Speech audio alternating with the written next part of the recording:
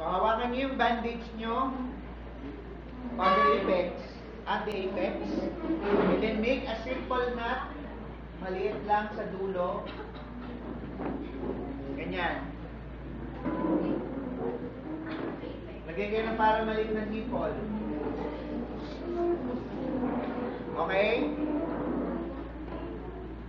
You're going to put or place this particular area, apex, adjacent dun sa forehead. And then, hold the base and fold it twice. 1, 2. Kung medyo malaki, yung bandage niyo pwedeng gawing 3. And rest it for a while. Sa harap. Kaya pwede mo na tanggalin.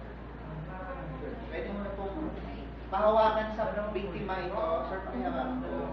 Tapos ito bato. Yan.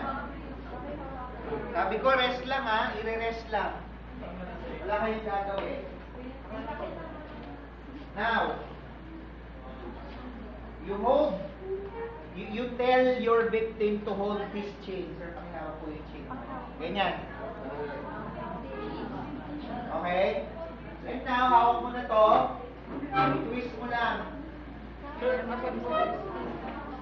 I-twist and overlap.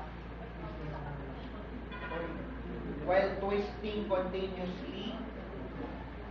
At the back, you're going to Sleep knot. pinipicture mo ba? Video natin. Okay. What's the reason why we ask the victim? Para mayroong space. Okay?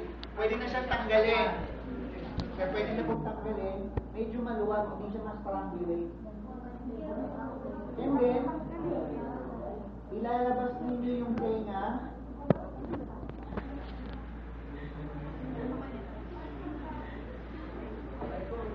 And what you're going to do with the tip, i-twist lang ninyo and insert.